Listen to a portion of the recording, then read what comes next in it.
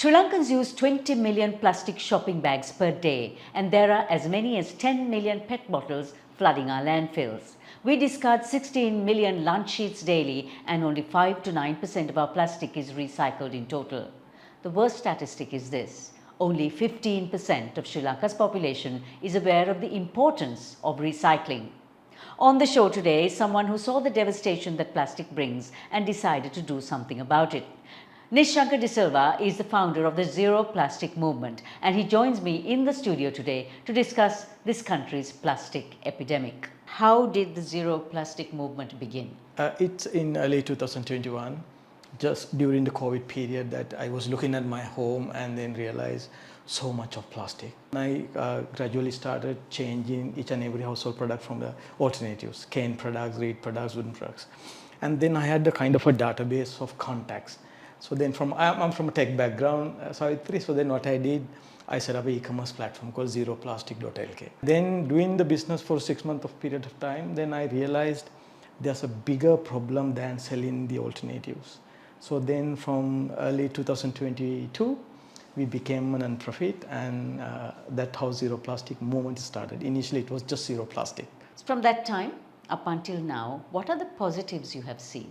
Well, if you go back to 10 years back, if you take an average corporate, what they are doing was, for a CSR aspect, painting a school, repairing chairs of the table, but now it has become they are doing something for the environment. So I always stand for, whether it is greenwashing or what, doing something is good. So in a positive is, people started concerning about the plastic problem.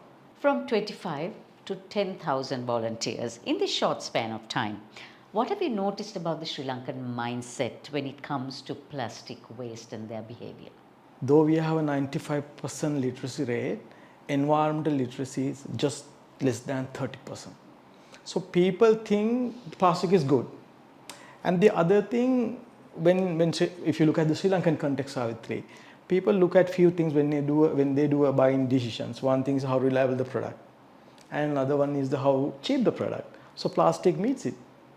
So what I have seen that people don't understand plastic is bad, and they are being misled by recycling policies, so they just want to buy it. What obvious steps, if at all, can our government take to actually curb the plastic waste that we have right now? If we look at the problem in a bigger picture, people don't have a plastic problem. People love it. So then we, or the NGOs or the funding agencies, spending millions of dollars to cultivate something people don't want. So behavior doesn't happen overnight.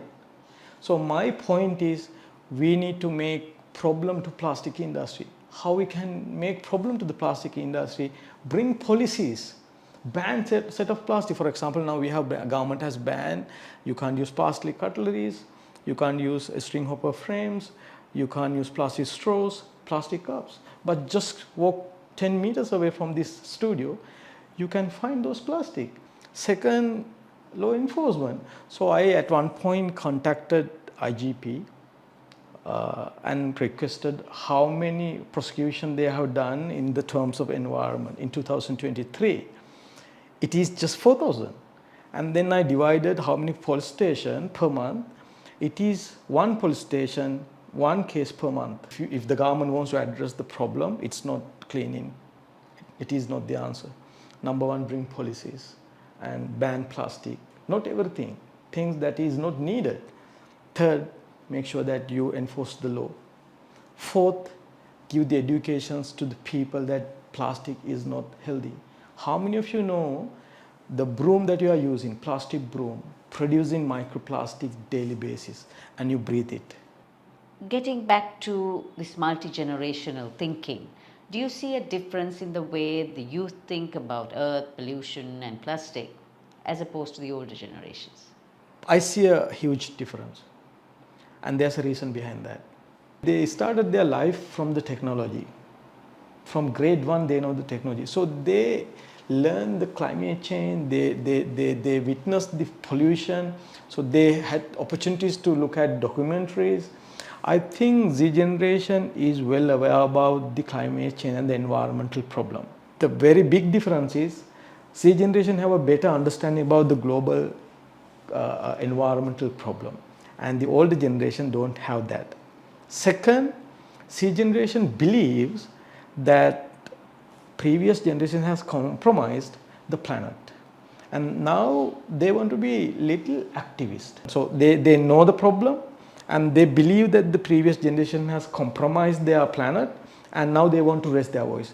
That's the difference that I don't see with the older generations. So the goal obviously is to go plastic free. How practical is that given that the world runs on plastic?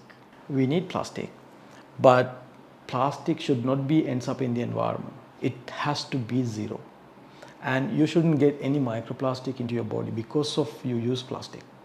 So zero plastic first stands for zero plastic to the nature, zero plastic to the human body. Okay, now look at what plastic we need and what we don't want. So just do you need the shopping bags in plastic? Do you need a plastic straw? Do you need a plastic cups? Do you need a plastic broom? How many local entrepreneurs are producing coconut coir brooms? Nobody buy it. For the health sector, we need plastic. And for the electronics, we need plastic. What we don't want is a single-use plastic. So if you look at the global numbers, 50% of plastic problem can be eradicated stopping single-use plastic. So first do that, and then you are good with the rest of plastic. And then there's a concept called EPR, extended producer responsibility.